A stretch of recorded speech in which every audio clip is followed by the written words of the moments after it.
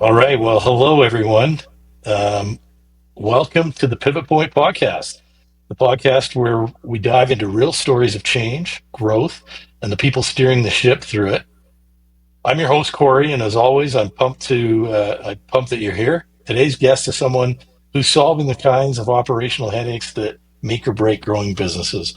I'm joined by Chris Chaney, founder and CEO of Biz E Group, a company that's rethinking how small and mid-sized businesses access executive level support in HR, finance, and operations without the bloated price tag. Chris, welcome to the show and thanks for being here. Thanks, Corey. I appreciate being on. Excellent. Well, we're so excited to have you here. Hey, before we get into business, I heard something really interesting. I heard that you're an arachnophile, not an arachnophobe, an arachnophile. Is that true? And can you tell me a little bit about that? That's kind of unique. Yeah, it's kind of been like an obsession since I was five. I when you read your superhero comics and they have all those superpowers, you fall in love and you want to be that. Well, I kind of learned about the superpowers that spiders have, and I've fallen in love with the literature and just learning about spiders ever since. I would say it was all the way to like right towards the like my first or second semester in college where I actually thought maybe I need to switch, but I wanted to do that for the rest of my life. I was wanted to be an arachnologist or an entomologist that focused in arachnology. I love it. They're wonderful creatures. They're very simple, but yet they have all these amazing powers, like being indestructible and creating, like they can live underwater for days and weeks. They just have so many different cool aspects of them. So I've had a collection. Um, Wow. Not the most like wife friendly obsession to have. I will put that out there. But yeah, So do you use them to scare your wife occasionally? I mean, it goes in the office room. It goes to this room. Typically, right now I'm in between species, and so yeah, once it's in here, once I have a live one in here, it's pretty much like no one wants to come in here at all. It's no fly zone. No fly um, zone. but I have two little girls, and the two little girls love to see it, and like they love to That's see the awesome. feedings and stuff like that. So my last one I had was a is eastern southern, it's actually east northern from Chile. These cave spiders that I was collecting. They're not Wow. a technical spider. They're in their arachnid family, but they are not a technical spider. And so if they were, they would be the largest in the world. Um, Wow. they grow legs to the span of 22 to 24 inches, and just yeah, it's this surreal moment when they grow to that size where you go, amazing, amazing. That would be scary. That would be scary to come across one of them. The But size of they're a size but of they not a small dog, the size of a medium sized dog. yeah, That's insane. they don't want any piece of you. They're actually very docile to humans, but Yeah. yeah, love it. Well, that's cool. It's an obsession of mine. That's really cool. We'll have to have another podcast just on your spider collection and your spider experience. But let's move along here on Busy Group. Um, I love the Yeah, name, and just to give you a heads up where we're headed today, we're going to start a bit with your background and what led you to build Biz E Group, and then we're going to shift into what business looks like today, what challenges you're facing, and what you see coming next. If it all makes sense, we'll wrap up exploring whether there's a way we could help you and how we could collaborate together in the future. How's that sound? that sounds wonderful. Fantastic. So to start with, I'd like to learn more about your origin story. Like, what was the moment where you thought this needs to exist, and I'm going to be the one to build it? Yeah, that's a good question. So, here, a little bit of my background. When I was 15, it was important at that time for me to get a job, not just a job, but I needed two jobs really to help my family make ends meet. And so I worked for Chick-fil-A for the first half, and then I worked as a janitor the second half. And Chick-fil-A was just so awesome to me, and um, they were just so great at supporting me and letting me be flexible so I could work those two jobs. that I kept it. I kept working for Chick-fil-A for a while. But the cool thing with the Chick-fil-A model is that they have such a support system. And like with most corporate systems, they just have they'll have their own corporate lawyers, they have their own corporate HR, they have whole teams that come up with the structures for these franchisees that the franchisees basically have like no way to fail, essentially. Like Hmm. they have so many different systems in place that they cannot fail. And so as a 15-year-old, even as a 15-year-old, I noticed this is a nice safety net for a business to have. And it wasn't until I learned, I think it was like when I was turning 24, what the small business was like Hmm. and how that world is like, where it's, where even, Dog eat dog, it's dog man eat for dog. himself. It is. And there's so many businesses that will fall flat and fail within that first year. And a lot of it is because they're out of their depth. They're out of their depth and they can't afford the support that a large corporate company could.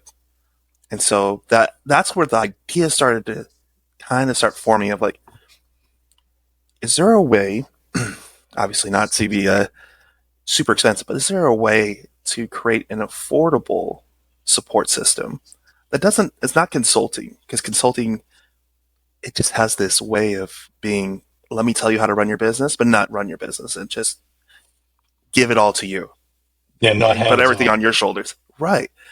Everyone needs a partner through this stuff. And as regulations become more and more prevalent in the business world and being more and more important to be able to navigate, you really need a partner that knows what they're doing. And Hmm. to get that, you you can't afford it at that $1 to $10 million range, typically. And so, depending on your business model, of course, but you can't really afford just that one person to do that. Well, if you can batch it, right? So if you can divide it out and do a couple of these, you can have someone. So like I can hire someone on my staff to be paid what the going rate for an HR professional, but I split them over different companies. We still have the ability to have that personal touch to uh, be involved in the business and do the business, like be in there with them. But I'm Right. also have it be a fraction of the price for those for than if you were to hire a professional that's in house that frankly Yeah. speaking, like it will probably be underutilized. They will, as a 1 million to 10 million 100 employee operation, you don't really need an elaborate HR system, but you Sure. do need someone that knows what they're doing. And so that's where I was like, okay, I think there's something to that. There are many divisions of the business where you can really see that's needed. And so yeah, we offer in finance, HR, and operations right now, and then we're hoping to grow into marketing. So we're bringing on a couple Cool. of new people to do that. Tell me about those early conversations with business owners. What was that like? I mean, did they know what they needed or what the real problem was? Did they know like what was missing? So when you provided them a solution, they got it right away. Yeah, early on, and I think even even its earliest infancy of the business, it's really difficult to describe the value when it's a little bit untraditional. There's a lot of fear of accountability, right? When you have somebody outside of your business that's not under your direct control, there's a lot of fear behind that, and so a lot of it's kind of like a prove it concept. So you start these conversations and you go, hey, what's dragging you down, or what's your biggest fear with your business? What is it that you could really use the most help with? And they won't maybe necessarily realize right at first that it's, hey, my finances are like in a mess, or I don't understand it, but we're not just making a profit. You go in and you could just help out in that certain area. You just kind of consult, but consult hands on. Right. You're coming out objectively and you're able Mm-hmm. to really be able to see it from another angle. Absolutely. And so for with As a my trained professional in that space, it's like most entrepreneurs aren't trained in these C-level positions that we all take on, and we take on all C-level positions as an entrepreneur, as a Yeah. solopreneur, and it's hard to transition out of that. And for the small business to survive, you have to fight against the big dogs. You got to be in that space against corporate individuals that do know how to navigate Yeah. it, that know how to get the most out of their finances, to know Right. how to navigate the HR regulations. So, What yeah. would you say surprised you the most in that first year?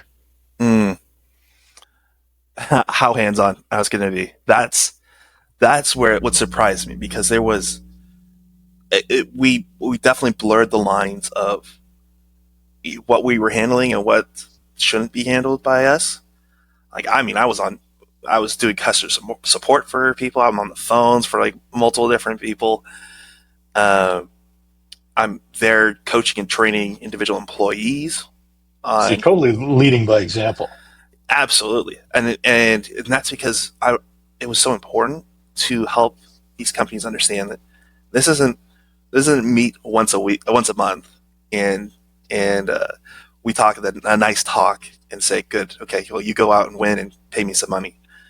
I really wanted to show like this is we're coming in and we're making partnerships with your company that you are not going to have to overpay for, and we're That's going to save you some fantastic. money, and we're going to be in the trenches with you.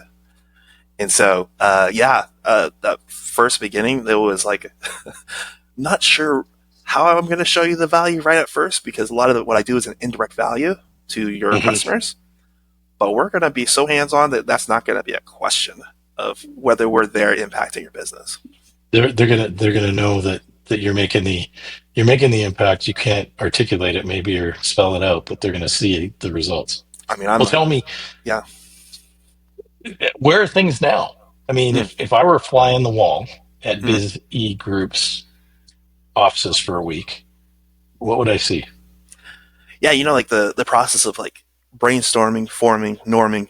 We're probably at the more at the tail end of forming to norming section for what we're doing, and we're at this crossroads where we've been able to support a couple of people on our team, and we really need to make a jump to building out a bigger, robust team to handle more of the indirect value. And so we go back to the ideation, creation, being hands on and focusing more. Because as we do that, then we can grow what we do. But we're right there. And I think I mentioned it earlier in the podcast, but we are working towards marketing, like Yeah, you bringing that did. on. So I got a couple of individuals right now that I'm interested in bringing on to that side, brand building Hmm. specifically. I mean, anybody could tell you that in oversaturated markets, it's so important to be noticed and to keep your Yeah. company in the spotlight. And so, once again, it's one of those positions where if you really can't afford to be in house, and there's a lot of marketing companies that are not going to be hands in hand with you as it goes for developing your own personal brand. So Right. it fits what we do, it fits our model, um, and it's asked for. So we are actively looking for more partners to bring in on that side, experts that have been there, and then creating that support system for them so they can support multiple different companies. Excellent. Well, I think we may have something to talk about there as well. Um, when I mean, you're offering full corporate, C-level support. How do you Mm-hmm. keep it lean enough for a small business to afford? I mean, is it just you spread it out, you're fractional enough that you can do that and still be able to compensate your team accordingly? Yeah, the and this is where I think this is where my strengths come in. So I love to find ways to create or take out indirect value, things that are not going to drive the bottom line.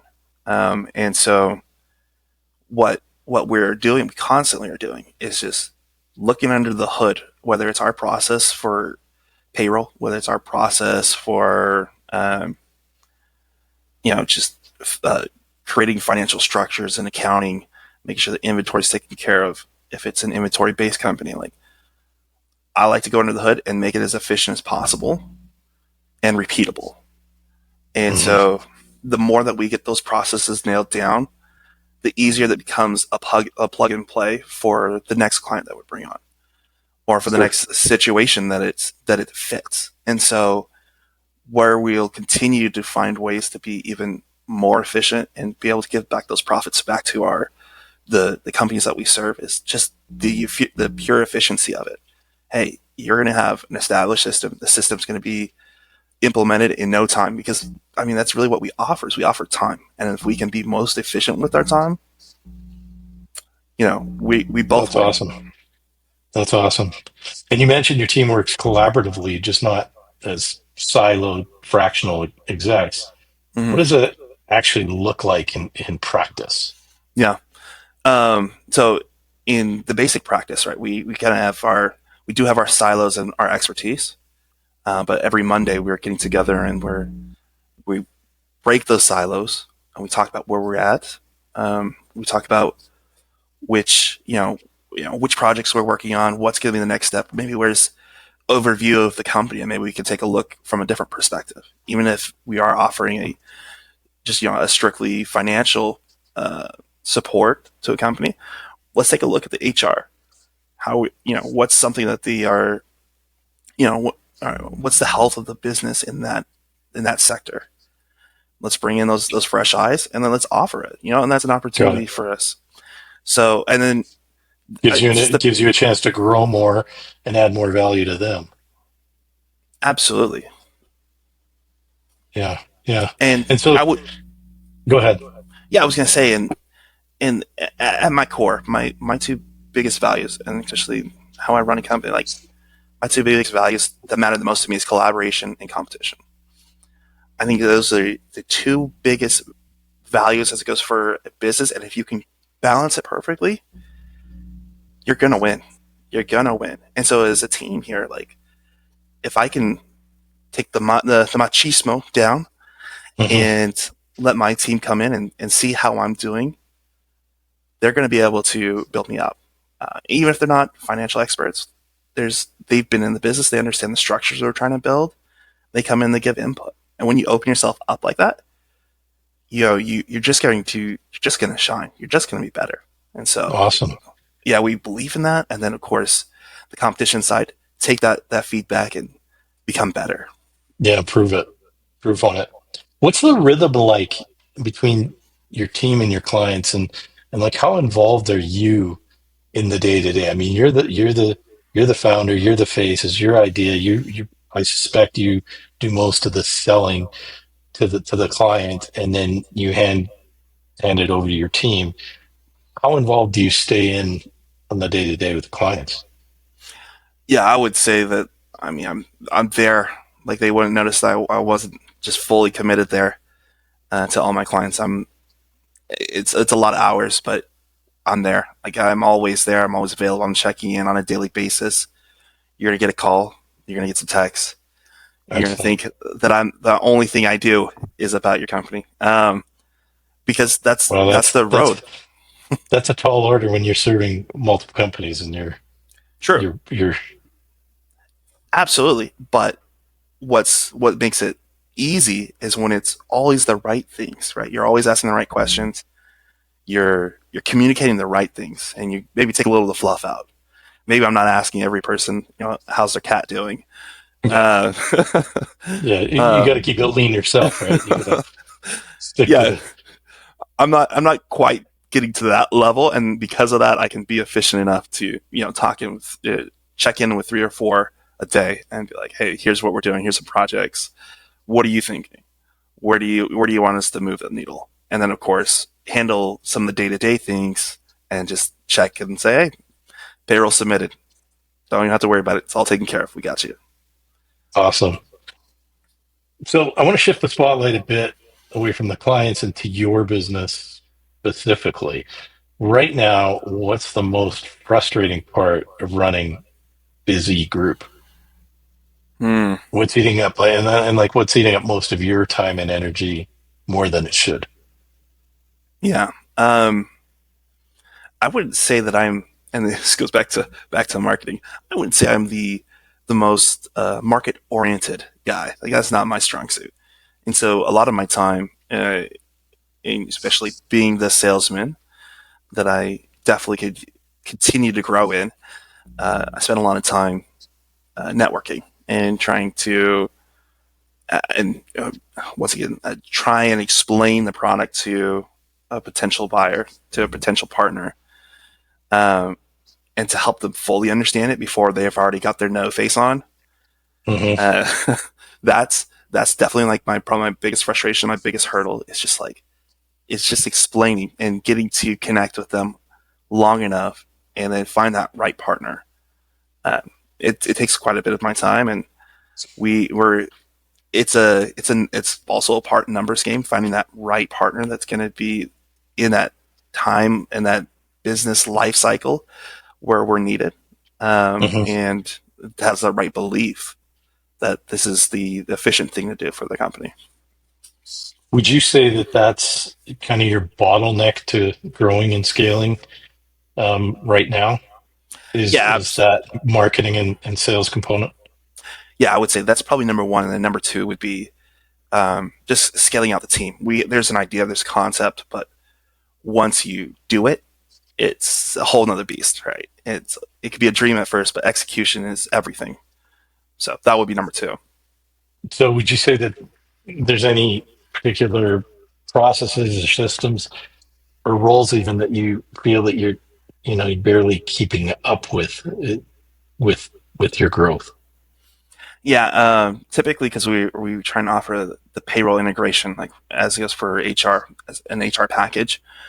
We want to be able to be a support, available for all of their employees to come for HR need. Just being the full HR department for a company requires quite a bit of time and quite a bit of ear time. Being able to hear Yeah, out, a lot of attention.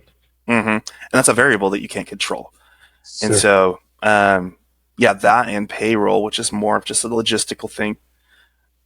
You just continue to refine that.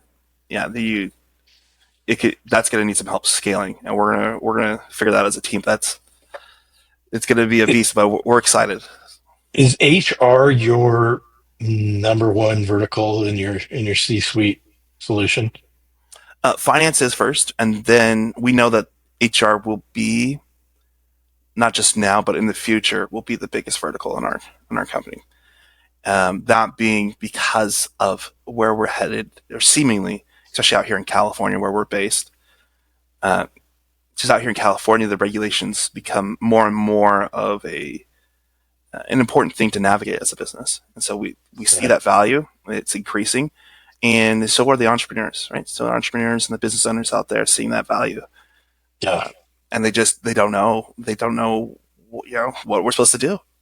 They don't And know what they don't know, and yeah, and they get exactly. themselves in their own trouble because they don't know, and they're in a position of employing people, and sometimes they're going to find out the hard way. I've seen it. Yeah, and most times it's the hard way, and Yeah. and that's because these entrepreneurs that have made it out here in California, they're hungry. They've been working hard to build their business to where it is now. That they think, hey, we can continue to use that same idea of working hard and putting my head down and just try and figure it out myself to continue to push the business. But it's that you get to a point where you need to start bringing some of these services on, and Yeah. that's where we hope to be the solution. That's awesome. That's awesome. If you could wave a magic wand and just fix one thing inside busy tomorrow, what would that Hmm. be? Ooh, that's a good question. Um, hmm. To have the magic wand, if I could, little fairy pixie dust and make the situation better, I would love to be already in deep with marketing. Just have that figured out, have that structured, have the clients that are just been waiting to get leads or customers lined up. That would be, I mean, if I woke up to that, you'd see the biggest grin on my face. I'd be skipping through the streets. Uh, because it's a very, it would help us in its growth. It creates a new vertical, um, and it just becomes just another appendage of the company where we can be find growth in. And so, like, yeah, I that if you So, can make that happen, Corey, please start. Tell me well, which star I need to wish on for that to happen. Well, and it's interesting. You actually answered my next question with that, which was what part of the business do you feel you should have figured out by now, but haven't? I think you've answered that. But when you talk about marketing, are you speaking specifically marketing for your company or Hmm. marketing as a support for your clients or both? You know what? I never thought of it as the two, but it's both actually. I think both is a very strong Right. answer for both. Like that's where I would love both. But when I was referencing earlier, I was talking about being like a marketing support and For growing that your up. clients. Yeah, for Yeah, my clients, sure. but But you definitely kind of need need it that. yourself to grow Yes, and yeah, scale. Yeah, yes, and that's why I'm excited. I have these guys that are ready to come on, but I need to sell first. I need to be out there and create the demand out there. awesome. Well, it's always fascinating to hear this side because no matter how together a business looks from the outside, there's always seems to be some fires smoldering in the behind the scenes, you know. Um, Absolutely. okay, well let's talk about moving forward. When you think ahead to the next 6 to 12 months, what has to change in your business? And maybe you've already articulated it for you to actually grow the way you would like to grow your business. Yeah. So we, like I said, we hope to add that new vertical Hmm. to our company, and so that will drive in business. But once again, as we scale, scalability will be a new factor for us to overcome. Do you think you That have the right systems and people out? I mean, outside, you've clearly stated marketing is an issue, but outside of that, do you feel like you've got the rest of it figured out to start to scale once your marketing machine kicks in and puts the demand on you to scale? yeah, and that's the cool thing about the team I have is we have experience, a lot of experience that we're bringing to the table for whole different types of industries and companies. But when it comes to what we're doing, there's a lot. It's very hard to benchmark and to understand exactly what we're trying to scale and how we're going to do that. So I have concepts, right? But I think you and I both know that concepts only get you Need to so be far, tried. and they need They to be need to be tried, tried. they need to be tested, and what comes out of it is never what you think it's going to be, Yeah. and it's good and bad, good and bad. Yeah. No, I mean, that's a wonderful part of entrepreneurship. You get to try things and you get to test things, and you always have to be moving the goalposts, right? Absolutely. Um, have you ever hit any points where you said, ah, I know this isn't sustainable? Like, have you gone down a certain path and you're like, hey, this is not sustainable. We can't keep doing this. We got to pivot.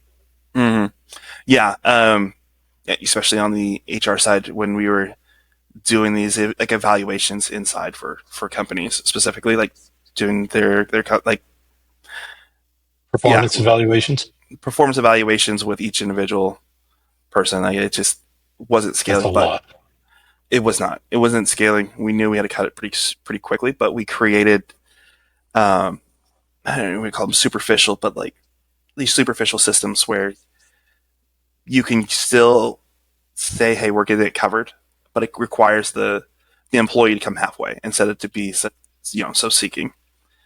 And so when we started establishing that, things changed for us and our countenance. With we were a little more happier to do what we needed to do, and we were still able to serve the business in the way that it needed. But that was a point where I mean, it got pretty overwhelming, and despite our want and our need, like our desire to be so personal with every single employee, Yeah. it was doing more harm than it was help. It's interesting how necessity is the mother of invention. I mean, you had to invent another way to do it, right? And everybody's happier because of it. Oh yeah, That's yeah. awesome. We're all getting a little extra sleep because of it. So Awesome. So you guys operate in multiple cities. If I understand, you're in Sacramento, Salt Lake, Provo, and you're managing a hybrid team. What does that scaling look like? I mean, does it look like you're going into more cities or more businesses within those cities? Is geographic even an issue? yeah, geographic is definitely an issue to that we have plans and ways to overcome. But like I said, we don't want to be an internet consulting company that is just reaching out to everyone. So we want to be in person. We want to you want people to see us. So you want Uh, your people in their offices Absolutely, on a regular basis as well. So you're building your teams around these geographic business locations. So absolutely, you're yep. excellent. Because that's where it becomes something different than consulting. That's Yeah, the magic. That's the magic in it. Is that you have someone that is excited. You can't tell that they're anything different than your HR. hmm. Your HR director that came through, or your finance director that just came through to collect the bills and take care of that for you and make sure that Truly those are all part of taken the care of. team. You're a part of the team. We try and get to know as many people as possible, um, and be personal in that way. And as we grow and scale the business, we want to keep that vector. Like that's the bread and butter. Because that if you grow and you take that piece out, there's already a lot of companies out there that are they're willing to be a very slight support, Right. um, offer some They're tools, offer some sacrificing. yeah, offer some amazing tools, but not be part of your business and not help you grow. And as I think I've said before, I'm really passionate about being able to help and be part of this. Like, I want to be in there with the foxhole with you guys, with the entrepreneurs, trying to run this business, trying to be out there and grow it. So So yeah, what's your plan to grow? Like, how do you think about growing without losing that close knit feel of your team and without sacrificing that service quality? yeah, I'm glad you asked that. So the easy answer is we'll be hiring more of a support staff internally that won't be directly in value with the companies that they won't see it, but they will be doing a lot of things that we need done, handling payroll, handling you know the the other menial tasks that maybe won't be so much customer facing, Mhm. Yeah. uh, but will make us more efficient, right? So we can still be faces out there. We can still talk the top level strategy and communicate what's going on, but then to take things that maybe you would have your HR person do, like I said, like payroll. Payroll is such a good example. Payroll takes up so much time. Payroll is so complicated. But if you have the system, you can have somebody who's not as complicated be able to complete the task and complete it done, and then So have a the review. tasks that can be done remotely in a productive, in a production style of an environment, you can outsource to people on your team that are not customer facing, and Exactly, that's how you can kind of maintain that close knit feel, but still be productive. exactly. And so that's how it Excellent. scales, right? Is that we try and find people who can be the liaisons to these companies that are there, that are in person. And we hire that specifically. And then we're going to create more of the back end. Hey, how do we just manually keep these running, implement systems? If it's creating the CRMs for them, how do we go in there and build out the whole entire CRM that works for every different type of construction company, um, and then tailor it to them. Make the minor tailors in there. How do we make the CRM system that fits for any type of restaurant industry? And implement it there. That's our next evolution with our company is how do we get to that point? And part of Excellent. it is opening a new vertical, and part of it is bringing on a new staff that will support us. When you speak of systems, what's one tool, system, or internal process that's been a game changer for you and your business? Um, hmm, hmm, hmm. Uh, If you hit like something is just light bulbs, that's the game changer. yeah, I would say. I mean, implementing and having the right email automations in was a game changer. You Yeah. know, going from reading each email, going through, and is it important? Is it not important? Is it going to help us? And sifting through that and having emails all over the place was crazy. Um, but being able to have those automations in place, focus on the important things, that was amazing. We What are talked. you using for that? Those Just automations? Any so, form of AI or recognition, or how's that work? The tech, what's the tech behind that? If you can share, just without yeah, giving no, away no, your secret sauce. yeah. I'm a little bit of a coder myself. I like to dabble in the dark arts, and so I created a couple of Python programs where I'm bringing in some LLMs as well to like move that move that data. So a lot of it's self built, So and that's it's not something you've discovered, it's something you've created because you needed it. yeah, yeah, going back to That's like my awesome. college days and using some of those skills, building it. Um, and then the other thing I was going to say is uh, for performance programs, we just built a lot of things in Google, right? So we took the Google Docs, we took oh gosh, what is it called? Um, yeah, Google Docs, and we use the Google like the Google surveys, Hmm. and we really just fine tune down exactly what information we need from employees to know where they're at in their development, or if there's like a need for HR to come in and solve like a problem that's going on.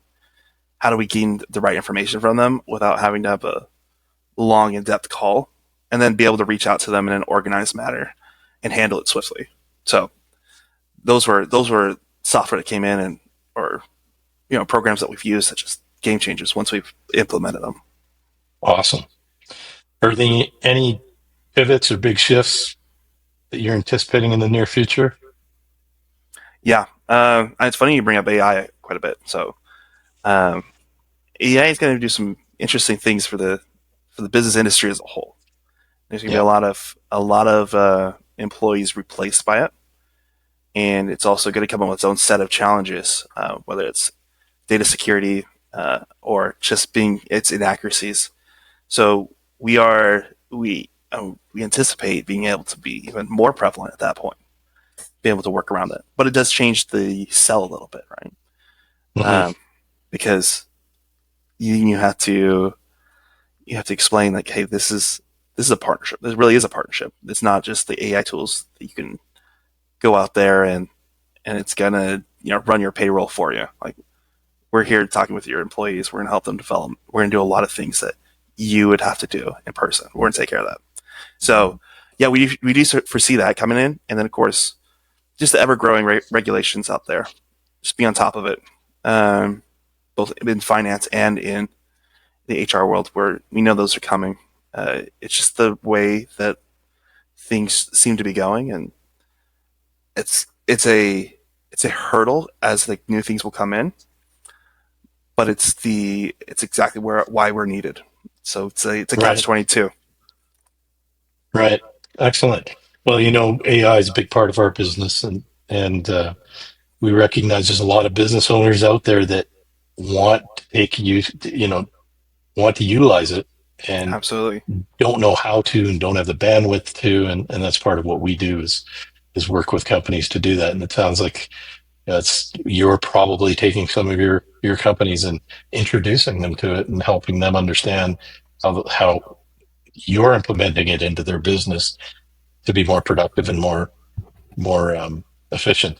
Yeah, Um, we were talking about indirect value earlier, and I mean, I just without missing the whole AI piece, like the more that AI can take away, especially for the actual customer's experience, the customers coming to our businesses that we serve, if we can eliminate all of the busy work yeah, from them, you start having humans serving humans better as well. that's a good point.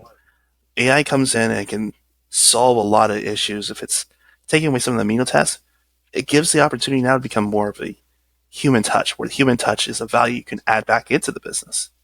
Yeah, That seems to be lost a lot in businesses because you don't have time. It's about efficiency you and only have so survival, much bandwidth. 100%. And so, Yeah, yeah, we're really excited to be working with AI and to do that, yeah, but to reinvest on the human part because of it. that's brilliant. I love that, Chris. So you've worked with so many business owners, and most of them are wearing too many hats, Mm-hmm. spinning too many plates, right? Yeah, If someone listening right now is feeling underwater with logistics, compliance, or back end chaos, what would you tell them? we're here for you. We're here for you to be in there and help you get out of those waters. It's a you're not alone. You're not alone. Most people are drowning. Most people are drowning in it, and because you've built something special, it's your child, it's your baby. You don't want anyone else to come in there and help you parent it. But we're specialists here, and what we do is different, and we're gonna be there with you, so you know you're dealing with a human being that cares about your business, that cares about the success of that business, because it's what we build off of. It's what we need to do to survive as well. So yeah, we're willing to be there in that foxhole with you to help parent up and grow your baby so that it's safely guided through all the different tough regulations and creating the right efficiencies in your business to be profitable and to keep your employees happy and help them understand what your business is. That's what we're here for. And so yeah, we can be part of that for you if so choose. If not, we can also consult. We can be there for you on the purely consulting business side of it, but we really want to be there in there with you and grow that relationship. Excellent. Well, our listeners are going to hear that message, and I think this podcast is going to be very well received amongst our listeners. This has been incredible, Chris. I've really enjoyed this, and something you said earlier has really stuck with me, and that is your biggest issue has been, and your biggest hurdle to overcome in the near future is marketing. Um, and that's actually something we've helped a lot of businesses with. We've helped a lot of owners tackle in the past, and sometimes it's just a few focused sessions. So if you're open to it, let's schedule a follow up, Oh, 20, 30 absolutely. minutes and Yeah. see what we can do and walk you through a few things that we might be able to help you with and see how we can collaborate together to help you guys and potentially your clients as well. I think as I've been thinking here, and our team will review this podcast. In fact, we've got an AI process that will analyze the podcast and go through and look at the tools that we have available to build out a growth program that might help you and help you help your customers. So your clients, your partners. Very excited about that. Really excited. I've really enjoyed this podcast and this time with you, and really thank you for sharing your story and the thinking and the honest look behind the curtain of Biz E Group. Um, let our listeners know, where can they learn more about you, your company, and how can they get in touch with you? Yeah, we have our website up and running of the Busy Group or busygroup.com. And that's Um, BIZE dash E, yeah. Group or dash E. Okay. Yeah. Uh, group.com. You can go to our website and submit a Google survey to see if we could be the right partner for you. If we're compatible. So And it'll you're be on self-directed LinkedIn there. as well. On LinkedIn, yeah, I'm Chris Chaney. You And can that's find me. CHANEY. Yep, absolutely. Add me. I'd love to connect. If it's even just on a networking base, I'd love that. And we also have our Busy Group page on LinkedIn as well. So Super. Can you share your phone number, um, or would you rather not? maybe not on this podcast. I would Sure. love to start there and those connections. And of course, if we can build that relationship, yeah, love to be able to share and connect. Absolutely. Well, we're going to link all of that in the show notes and at our podcast website, pivotpointpodcast.org. Thanks again for listening to The Pivot Point. If you like this episode, hit subscribe, leave a review, or share it with somebody else that's navigating their own pivot. Until next time, I'm Corey, and this is my guest, Chris Chaney, and this is Pivot Point.